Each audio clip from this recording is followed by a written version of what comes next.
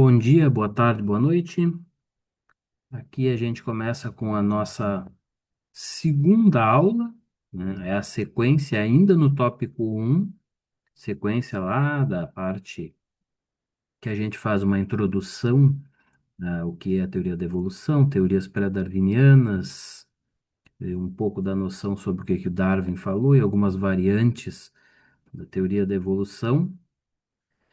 E essa aqui, para fechar o tópico um, intitulada Fontes de Variação na Evolução. Então, a gente viu, né, que os conceitos da evolução trabalhados por Darwin envolvem basicamente a mudança de caracteres dentro da hereditariedade, né? O que é isso?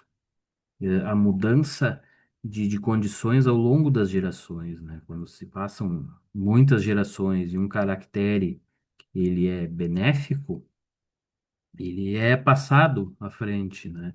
De acordo com aquele ambiente onde a espécie está vivendo, se aquele caractere trouxer alguma coisa positiva, ele vai ser, digamos assim, passar pelo filtro da seleção natural e vai ser transmitido para a próxima geração e assim por diante. Ao longo de um acúmulo de muito tempo, esse caractere somado a outros, a gente pode ter uma mudança drástica na espécie, né? Uma mudança fenotípica ou genotípica, ou até o surgimento de uma nova espécie, né? O que é classificado por nós, humanos, como uma nova espécie.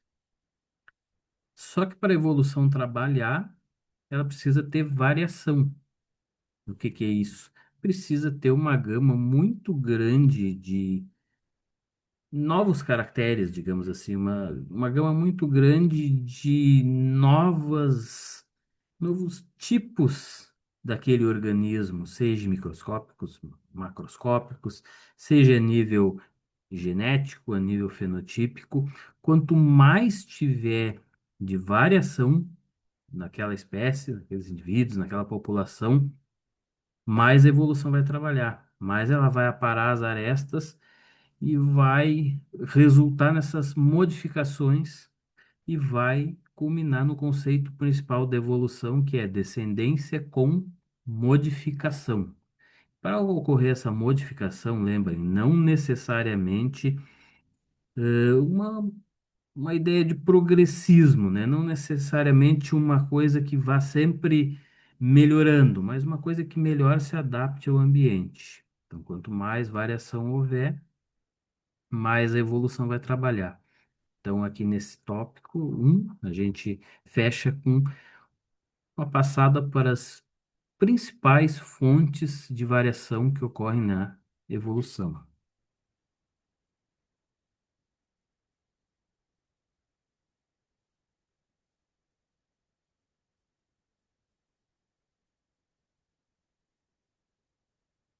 Então, como eu já havia dizendo, o que são essas fontes de variação? Elas são mecanismos que geram e misturam essa diversidade do DNA, né? Isso tudo em uma população. Sem essa variabilidade, a seleção natural não teria características para selecionar e a evolução não ocorreria, simplesmente assim. Se fossem populações exatamente todas iguais, indivíduos todos iguais, clones idênticos, sem variar nada, sequer um- uma sequência de DNA que seja, a evolução não ocorre porque é aquilo ali mesmo. Não tem como ser selecionado. Caso o ambiente se torne hostil, aquela população sem variação, ela vai sofrer e, por fim, desaparecer. Se o ambiente se for estável e aquela espécie também estável sem variação, ela vai persistir por muito tempo, quase que indefinido, até que um dia o ambiente venha a se alterar. Isso acontece também, acontece poucas variações, né? Não zero, mas na natureza tem um ambiente muito estável e espécies muito estáveis perduram por um longo tempo, né? Não espécies em si, mas às vezes grandes grupos, né? O exemplo que a gente tem hoje de alguns que já existem há milhões de anos e estão aí muito bem, obrigado, né? Caranguejo ferradura, um exemplo. Os crocodilianos, pode-se dizer que sim. Plantas como o ginkgo biloba são tão mais ou menos iguais há milhões, centenas de milhões de anos. Não que eles não tenham evoluído a nível microscópico, a nível genético. Eles evoluíram sim, eles têm diferenças do que eram lá seus ancestrais do período Jurássico, período Permiano, coisas desse tipo. Mas eles são bem estáveis. Então, né, para existir realmente evolução, para a mudança ocorrer ao longo das gerações, temos que ter o quê? Variação. Vai atuar, todas as forças evolutivas vão atuar na variação. A seleção natural vai atuar na variação. A gente vai ver mais para frente na disciplina os conceitos e o que que é melhor a seleção natural e a seleção sexual, como elas trabalham, mas por enquanto vamos nos concentrar na variação.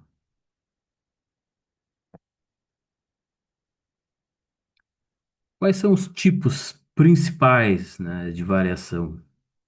A gente pode classificar em quatro grandes tipos, que são as mutações, que é o carro-chefe, digamos assim, a mutação é o principal, é o que mais ocorre, e a recombinação gênica, a reprodução sexuada, né, que para nós é muito comum, mas dentro do grande grupo de todos os seres vivos, ela é razoavelmente recente, né, é uma porção desse grupo que tem a reprodução sexuada na sua totalidade, e o fluxo gênico. A gente consegue ver, e esses são os principais eixos que proporcionam essa variação dentro do grupo. Aqui a gente consegue ver esses bichinhos, esses porquinhos da Índia, o hamster, ou coisa assim, as variações dentro de uma mesma espécie. Vejam como são variáveis, a cor do pelo, a cor do olhinho, né? Alguns o estilo do pelo, se ele é mais sedoso, se ele é mais áspero, o formato da orelhinha, né? O tipo de mancha que ele vai ter no pelo, né? São variações de uma mesma espécie. Então, esses animaizinhos têm uma grande variação. Claro, aqui muitos são gerados pela nossa seleção artificial, né? Que os humanos proporcionam. Mas imaginem no meio natural uma espécie semelhante a esses roedores, uma variação bem grande no ambiente, cada qual vivendo em um tipo de ambiente, numa vasta região, tipo um continente, tipo uma América, uma Ásia. Cada variação dessas vai sofrer sua força da seleção natural. Algumas vão ser selecionadas positivamente, outras não, né? Dependendo o tipo de cor que eles tiverem no seu ambiente, vai ajudar ou não, né? O tipo de pelo ou alguma variação mais interna de ordem fisiológica, o tipo de alimento que ele consegue comer, uma variação dentro do sistema imunológico, e vai ser alvo da seleção natural. A seleção vai bater e vai, né, digamos assim, proporcionar que os descendentes daquele que tiver a melhor das variações continuem tendo estas variações, e assim por diante, geração após geração. Caso contrário, uma daquelas variações desaparece. Isso ocorre em todos os seres vivos, né? Todos os seres que existem no nosso planeta. Então a gente começa pelas mutações, né? Os mutantes. Quem são os mutantes? As mutações, que é o principal, né? A fonte primária mesmo de toda essa variabilidade, elas podem criar novos alelos benéficos, né? Neutros ou prejudiciais, que é o que eu falei ali dos roedorzinhos. Podem ter alelos que codificam para boas proteínas ou más proteínas, né? Codificam para uma morfologia, uma fisiologia boa ou outra ruim, ou mesmo não ter diferença alguma, a variação vai estar ocorrendo. A cada um esses indivíduos que vão se reproduzindo, a variação, né, gira de novo a roleta, gira de novo ali a cestinha com as bolinhas, imagina aquela cestinha que eles usam para um sorteio lá do programa do Silvio Santos, sei lá.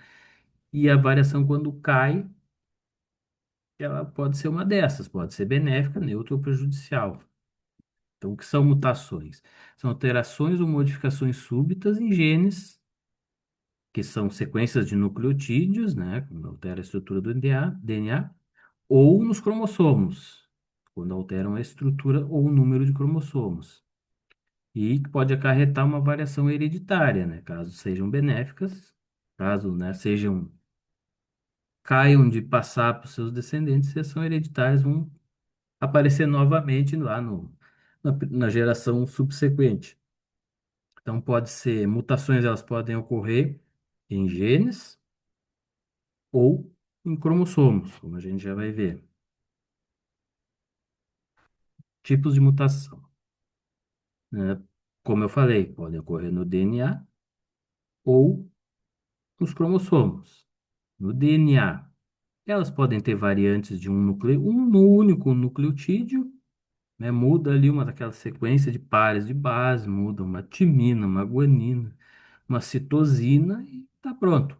Por incrível que pareça, em alguns casos, mudar uma só altera todo o comportamento da molécula e tudo que vai ser codificado a partir dela futuramente, né? Parece que é pouco, mas não é. Pode ter uma variante estrutural, né, que altera toda aquela sequência de DNA, muda várias ordens daquelas, das letrinhas, digamos assim, né, das bases que formam o DNA, ou índeos. E o que que são índeos? Nome um tanto meio pouco falado, né? Mas eles são variações causadas pela inserção ou adição, né?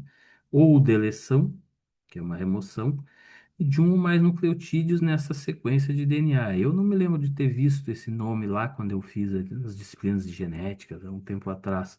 Acho que é novo.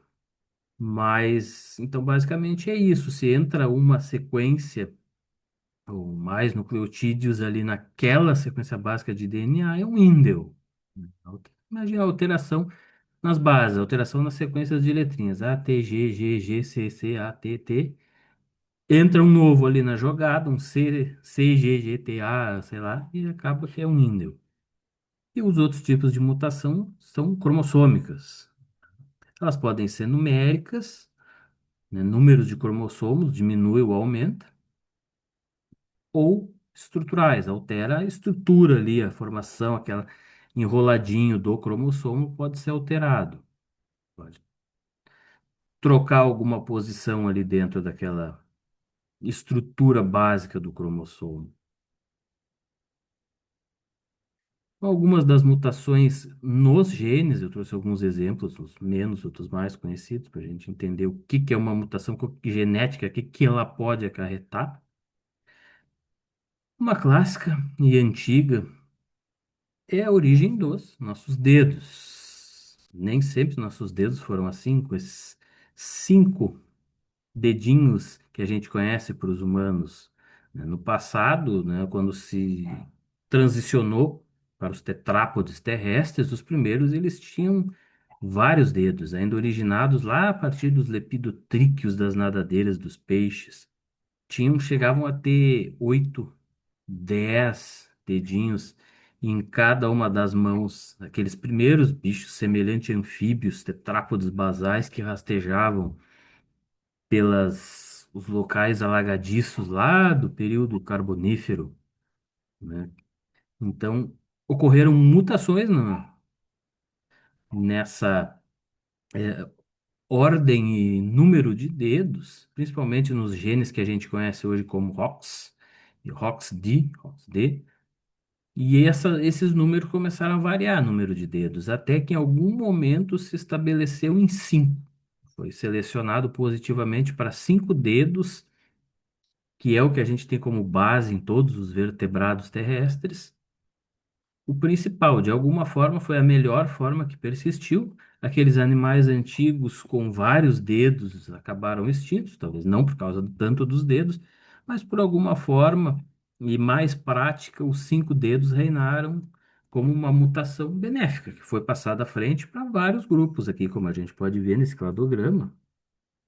Você vai ver lá em Seimouria, Capitorrinus, São animais bastante antigos, lá do Permiano, do início do Permiano, Carbonífero, e eles eram na origem desses tetrápodes. Eles começaram a estabilizar ali com 5 dedinhos já. Lepidossáurea, que são os lagartos, todo o número base é 5. Os arcossauros, que têm jacarés, os dinossauros, as aves. O original mesmo é 5. Depois, claro, houve perdas posteriores devido a funções, à ecologia de cada um dos grupos, né? Mas o base é 5.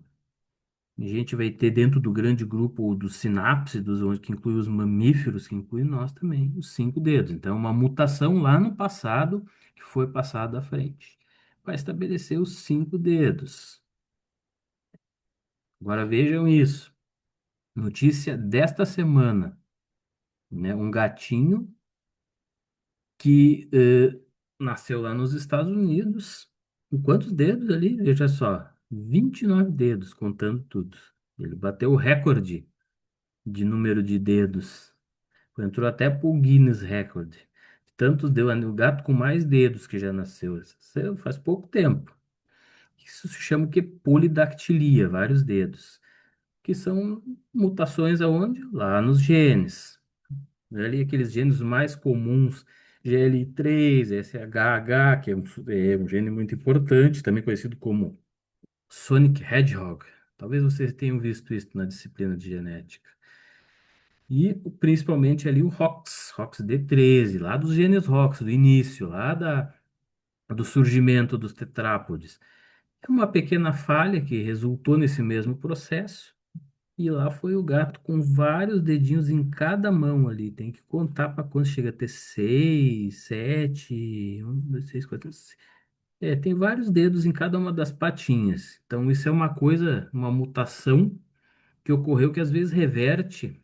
Às vezes é um resquício do que era no passado, lá da origem dos tetrápodas, né? Então, são mutações que ainda estão ocorrendo, né? Se isso fosse muito benéfico voltar a ter tantos dedos assim, seria passado à frente. Se esse gato fosse bem sucedido na sua reprodução, passaria à frente essas mutações e vários teriam vários dedos novamente no futuro. Então, vejam que o passado ainda está presente entre nós.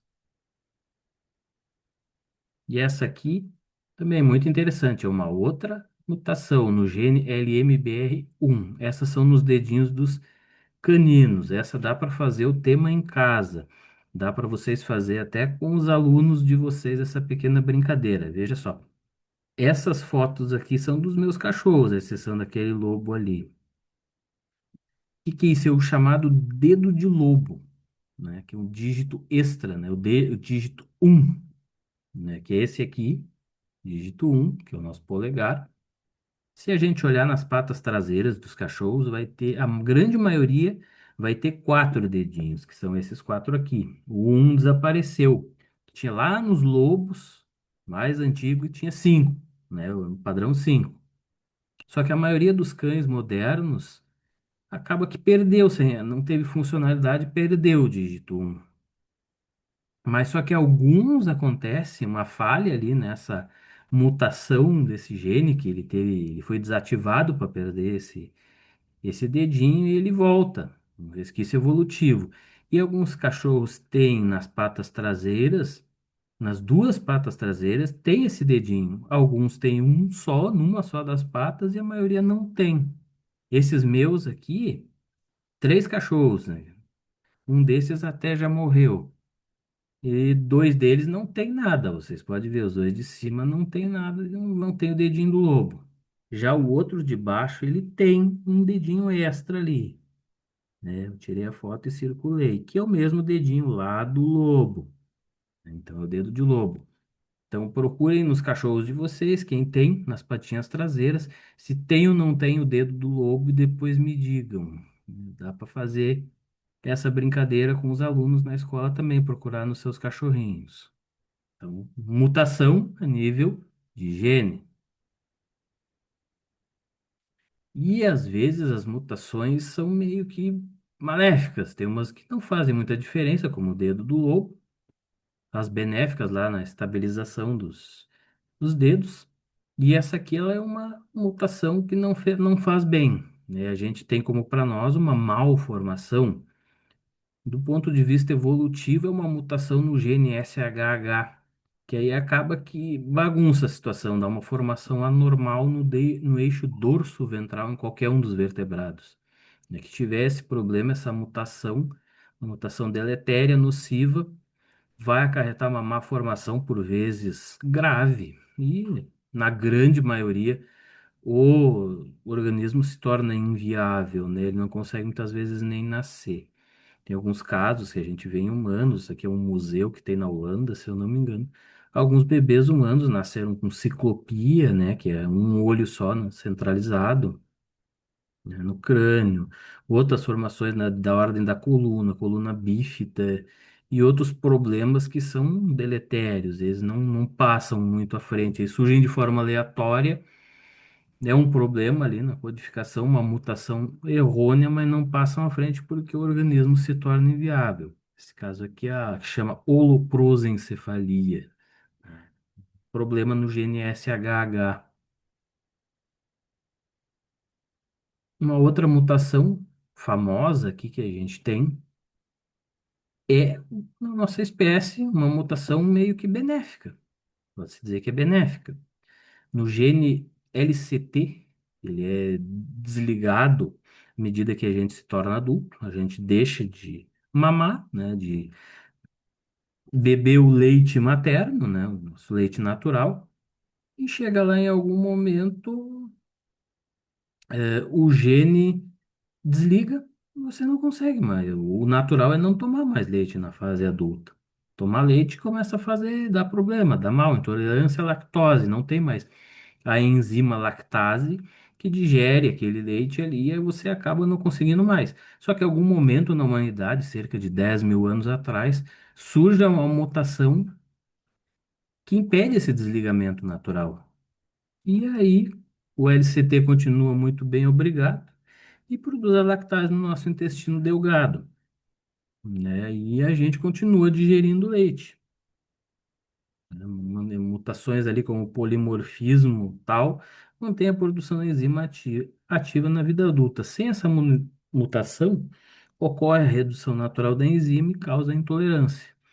Então, surgiu em algumas populações no passado a capacidade de continuar podendo digerir o leite, através da enzima lactase, através da mutação nesse gene, e a gente se tornou, né, quase que um leitívoro. Adulto, a gente toma, fora as pessoas que ainda têm a intolerância, né, que não conseguem fazer essa digestão, a gente consegue muito bem roubar o leite da vaca lá e tomar, já na fase adulto, até o fim da nossa vida, sem nenhum problema. E foi muito útil no passado, em crises de alimento, os humanos começaram a ingerir bastante leite, pegar o leite da vaca no momento que ela estava ali amamentando, bezerrinho, e tomar, porque era crise, tinha fome. E numa hora dessas, eis que surge a mutação, e aqueles que têm, né, que conseguem digerir, são beneficiados e passam à frente. Numa crise de fome, no passado, com mais nada o que comer, os que não conseguiu foram ficando a maioria para trás, não foram extintos, mas não conseguiu muitas vezes, né, se alimentar da forma correta. Os que conseguiram se aproveitar do leite persistiram e a mutação persistiu e é bastante ampla em toda a humanidade. Então, os povos da Ásia, se eu não me engano, têm mais dificuldade, têm menos dessa mutação. Alguns povos africanos, mas no resto demais conseguem fazer a digestão da lactose muito bem. E agora temos as mutações nos cromossomos, né? Aquela que a gente viu mutações a nível de DNA, né, de sequências de nucleotídeos, até aqui. Agora aqui são mutações nos cromossomos. Aqui a gente tem as mutações numéricas, né, alteração no número dos cromossomos, que podem ser a euploidia. O que que é uma euploidia? É a alteração no conjunto completo dos cromossomos, né? É que quando você tem um conjunto só, normal, é um organismo haploide, né? Quando você tem um conjunto repetido, é diploide, com dois. Quando tem vários, além, né, mais do que dois, são poliploides, né? Nós somos diploides porque junta do pai e junta da mãe. Os dois conjuntos formam um diploide dentro da célula. Mas existem organismos que são haploides, né? Alguns poucos, uns fungos, algas e alguns a mais. E os poliploides também. Tem vários conjuntos repetidos, né? Várias versões daquele conjunto total de cromossomos, né? Aqui nós temos 23, outros têm N diferenças, N números. E os poliploides geralmente são as plantas. É bem comum ter plantas poliploides e algumas espécies de peixes também. É uma coisa que remonta muito ao surgimento, ao original. As primeiras versões que surgiram lá dos organismos no início, na separação entre os grandes grupos, né, de seres vivos, então se manteve essas poliploidias. Hoje ela não é muito viável. Quando acontece o azar de ocorrer uma poliploidia em vários dos vertebrados, incluindo os humanos, ela não funciona, se torna inviável também, né?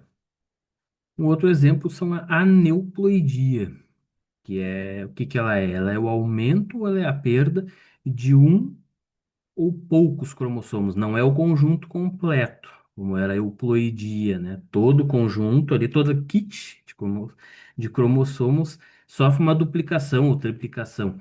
No caso da neuploidia é no meio, ou um ou outro perde ou ganha, né? O clássico exemplo que a gente tem é a trissomia do 21. Vocês devem ter visto isso em genética, com certeza, que aparece em vez de dois, três cromossomos lá do 21, né? No pareamento lá, quando se separa as células durante os eventos de meiose e tal, vai um a mais, geralmente, e fica três. E o que que acontece isso? É chamada síndrome de Down, né? Que tem as suas características típicas ali, algumas alterações na codificação de certas proteínas e tal, vai resultar numa morfologia típica de quem tem a síndrome de Down. Não é uma síndrome inviável, o organismo, né, no caso aqui no nosso caso, pode se desenvolver muito bem, pode ter uma vida muito boa. É que é uma que outra atenção a mais, às vezes na fala, alguma coisa assim, tem que ter uma pessoa com bastante estímulo e coisa e tal, mas no geral ela causa poucas alterações, assim. E pessoas down, eu conheci algumas vivendo muito bem, estudando aqui na URGS, sem problema algum, casam, têm filhos, e nem sempre os filhos vão nascer com a mesma. Às vezes não, ela não passa à frente, não. Os filhos são normais. E tem a síndrome de Turner, que falta o cromossomo sexual, o Y, então, que é o cromossomo sexual masculino, às vezes um X, e também vai ter algum probleminha. Essa talvez tenha algum problema a mais, assim, de ordem morfológica, hormonal, pode trazer um pouco mais de contratempo para a vida dessa pessoa, né? E essas são uma aneuploidia, então, ficando claras as diferenças, euploidia muda o conjunto completo, aumenta, se tem 30 vai ter 60 ou 90. A neuploidia é só dentro do conjunto, vai ter um a mais, dois a mais, menos um, né? E tem as mutações estruturais nos cromossomos. Essas aqui são dentro de cada cromossomo, não é colocar um a mais. É o próprio cromossomo, ele vai ali no embaralhamento, ele vai ter alguns problemas. Pode ter uma inversão, né? Vira uma sequência de nucleotídeo ali dentro na hora e acaba que altera aquela sequência, pode trazer algum problema de codificação da proteína posteriormente. A deleção, que perde um pedacinho. A duplicação, aquele pedacinho se duplica na hora ali que passa aquelas enzimas de duplicação ali, e fica, em vez de uma, fica duas, também pode ter. Uma inserção, que vem uma parte de outro, né? Vem uma parte a mais e entra naquele cromossomo, outra parte de sequência. Uma translocação que troca um pedaço de um cromossomo para outro de uma forma meio estranha ali, e que passa. eles trocam entre si, um recebe a parte do outro e acaba que danifica aquela toda a sequência do que seria, dependendo onde vai ser, para que região, né, para que condição ele vai codificar, pode trazer problemas. Então, são mutações estruturais. O exemplo de uma delas é síndrome do miado do gato. Já ouviram falar? Ou síndrome do cri do chá. Ela é simplesmente causada pela deleção, né, perda de um pedaço do braço do cromossomo 5. Um pedacinho ali que a gente está vendo, ele perde uma sequenciazinha daquela de letras, não tem, e isso vai acarretar alguns problemas depois na formação do indivíduo, né? No nosso caso aqui, nos humanos, traz uma marca característica ali, que é a prega simiana, né? Que na mão tem um risco transversal único, um único risco. Normalmente a gente tem dois ou três, essas pessoas têm um só, e eles vão ter problemas cognitivos, algum atraso mental, e etc. Eles vão ter, quando crianças, um choro que lembra um miado do gato, daí o nome. Então, essa é uma alteração estrutural cromossômica, uma mutação maléfica, né? O querido chá é um exemplo. Estou trazendo síndromes e malformações humanas que são mais familiares.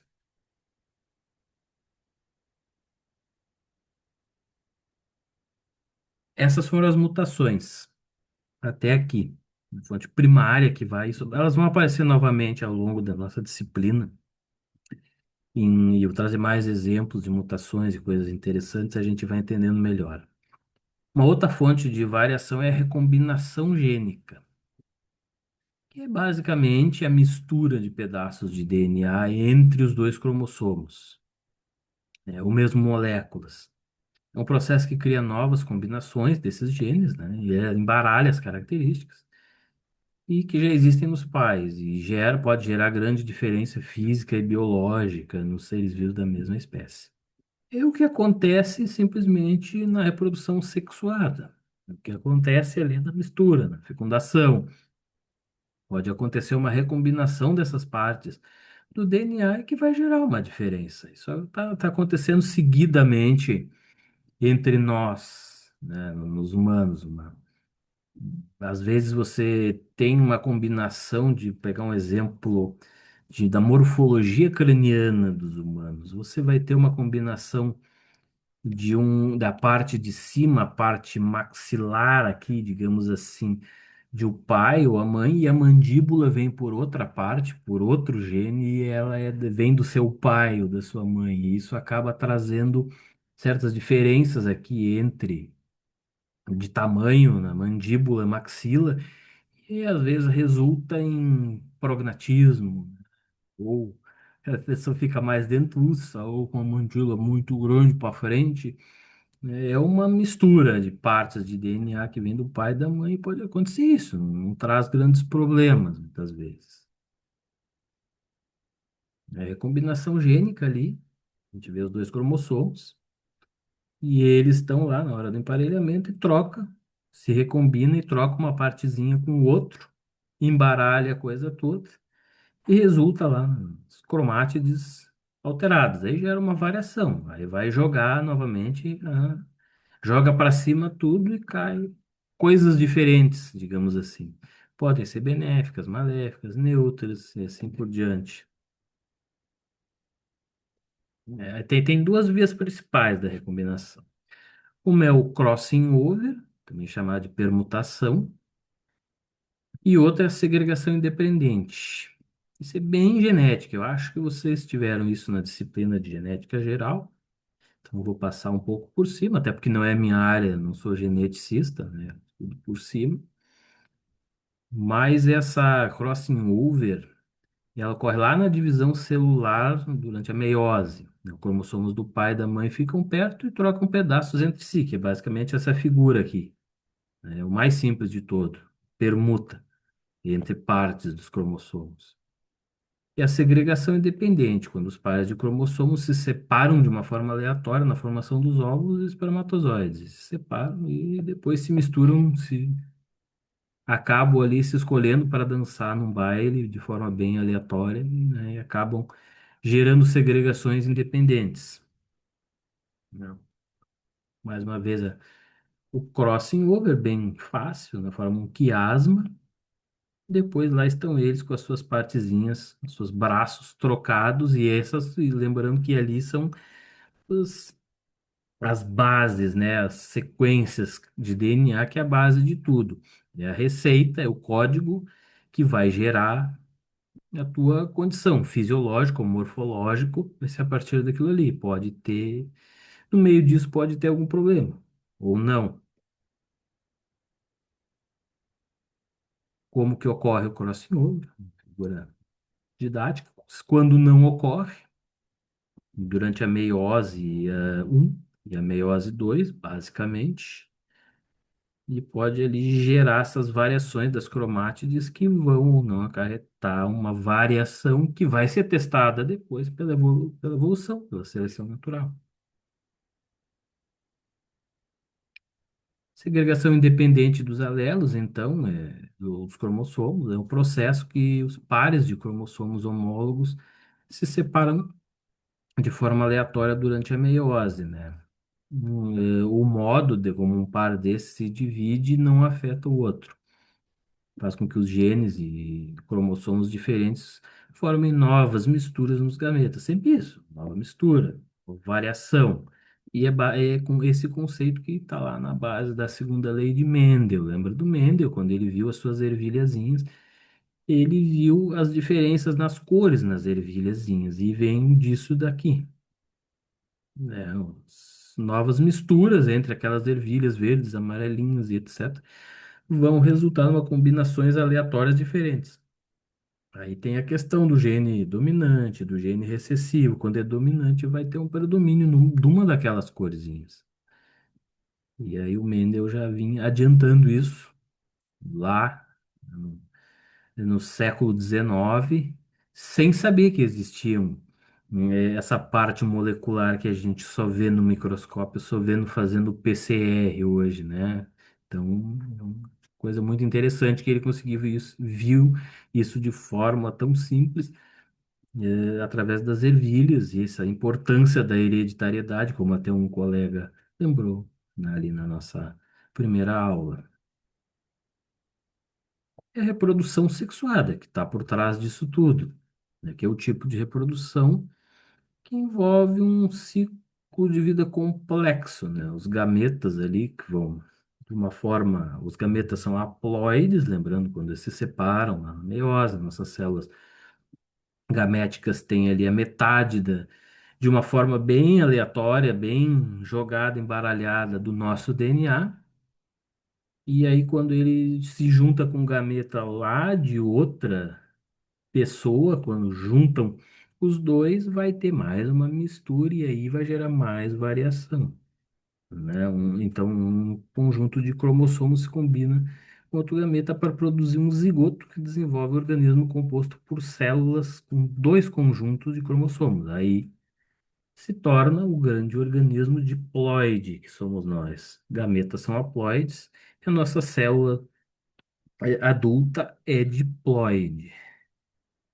Então, a fecundação é basicamente esse conceito simples, união do gameta masculino com feminino, e aí juntos os pacotes de DNA embaralhados. Lembro que é tudo embaralhado, lembro que tem, segue uma certa lógica de formação, assim, mas na hora das características vai embaralhar.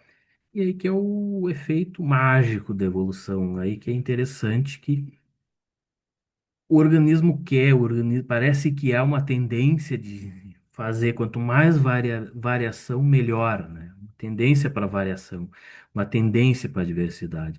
A vida, ela quer ser diversa para poder prosperar. Isso é interessante, né? Parece que é aquela intenção por trás disso. E aqui a gente tem um exemplo bem legal, né? Bem curioso, desses caracteres, no caso, fenotípicos herdados. O Luka Modric, né, jogador da Croácia, e a sua filha. Veja que a filha é quase que um clone dele. E na hora que ele embaralhou os gametas com a esposa dele, essa aleatoriedade me parece que coletou a maioria dos genes dos fenótipos pelo menos, do pai, né? O quanto parecida ela saiu com o pai. Fisiologicamente a gente não sabe, óbvio, né? Mas na hora do embaralhamento, parece que os genes do pai tiveram mais sorte, ou sei lá, ou algum tipo de dominância, não sabemos. E a menina saiu um clonezinho feminino do pai. A gente vê. Então, a gente pode dizer que a evolução também é isso, né? Você vai passando os seus caracteres bons, não sei se é bom, se ele é bonito ou não, passa o caractere e vai para gerações para frente, e vai indo, e vai indo, e vai indo, e a evolução trabalha nisso daí. Nas bactérias aí ser um pouco diferente, como eles não têm a reprodução sexuada, né? E basicamente ocorre de três formas. Chama de transformação, conjugação e transdução. As bactérias elas geram clones, né? São mecanismos diferentes. Isso possibilita que eles se multipliquem muito rápido, muito, muito, muito rápido, né? E não tem essa necessidade de reprodução sexuada. Então, aqui a gente tem uma explicação do que é esses três tipos. Veja só, transformação.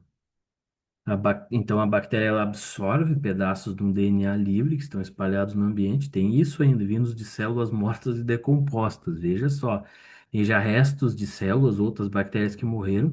O DNA fica solto naquele ambiente, fica meio líquido. Geralmente, a bactéria absorve ele e assim ela promove a sua diversidade, promove o seu genótipo. A transdução envolve um vírus, né? A transferência do DNA de uma bactéria para outra é feita pelo vírus, principalmente os bacteriófagos. Não sei se você já viu isso na disciplina de micro, é possível que sim. Os bacteriófagos, então, ajudam nesse processo de transmitir o DNA de uma bactéria para outra. E a conjugação, ela é quando aparece simplesmente o contato físico direto entre duas bactérias, elas se contatam e já passam o seu DNA uma para outra. Vejam que é outro mundo, é outra coisa. É uma forma mais antiga e mais simples de conseguir a diversidade genética. Imagine que isso existiu na Terra por bilhões de anos antes de surgir as outras opções, antes de surgir a nossa versão sexuada. Um mundo de bactérias existe desde 3, 4 bilhões de anos. E a produção sexuada existia há pouco mais, não, talvez não chegue nem a 1 bilhão de anos. Então, são versões antigas e muito eficientes de existir uma diversidade dentro desse grupo imenso que são as bactérias e as arqueias também. Aí já é outra história. A gente vai voltar em coisas assim, situações envolvendo bactérias ao longo da disciplina. E por fim, a gente tem o fluxo gênico, que também é chamado de migração de genes. É simplesmente uma população, alguém de uma população, de um local isolado, de uma espécie muito próxima, da mesma espécie, vá para o outro local e faz o intercâmbio genético, acasala com indivíduos da outra população. E os genes que estão há algum certo tempo sem ter contato com a da população, exemplo da B com a A, entram em contato novamente. Isso vai acontecendo, esse intercâmbio, esse fluxo gênico. E a outra forma mais simples e prática de conseguir variação. Então, isso acontecia muito até na nossa espécie no passado, em outros animais, em aves, é comum, mamíferos. Ocorre, uma fêmea, um macho de uma população sai e vai, encontra uma outra população da espécie em outro local e ali passa os seus genes e traz variação para aquela população. Os descendentes vão acasalar e vão transmitindo essas variações, especialmente se forem benéficas, né? A gente vai ver mais coisas a respeito da migração e surgimento de espécies ao longo da disciplina. Então, um pequeno quadro resumo, né, do que são essas fontes de variação e o que acontece, né, o que faz essas variações. A mutação ela cria novos alelos, é totalmente aleatório. A recombinação gênica, então, mistura alelos, exclusiva da reprodução sexuada, no nosso grande grupo de seres vivos aqui. Fluxo gênico, ele transfere alelos entre populações, depende da mobilidade. Esse mesmo slide aqui. Troca de indivíduos entre populações. E a seleção natural e a deriva genética a gente vai ver no próximo tópico, com mais detalhes, cada uma delas. Mas eu trouxe aqui já porque elas também têm o efeito na variação, né? A seleção natural ela vai filtrar todas essas de cima, todas essas variações que são criadas aqui, a seleção natural vai filtrar. Ela é direcionada e adaptativa, vai ser de acordo com o ambiente. Essa que foi a chave que o Darwin trouxe na teoria da evolução e a gente vai ver depois. E a deriva genética, que é uma outra parte também, ela tem muito acaso, né, muita aleatoriedade e também ela tem impacto forte em populações pequenas, né? Vai modificar, vai trazer um certo azar ou sorte para determinadas variações. Isso a gente vai ver nas próximas aulas. Então, referências são as mesmas da outra aula. E no próximo a gente já vai estar no tópico 2 que é microevolução. Vai trazer de volta algumas dessas coisas que eu falei e novas, e com enfoque principal ali na seleção natural, seleção sexual e essa deriva genética. Próximas aulas a gente traz isso. Um abraço a todos e até a próxima, meus amigos.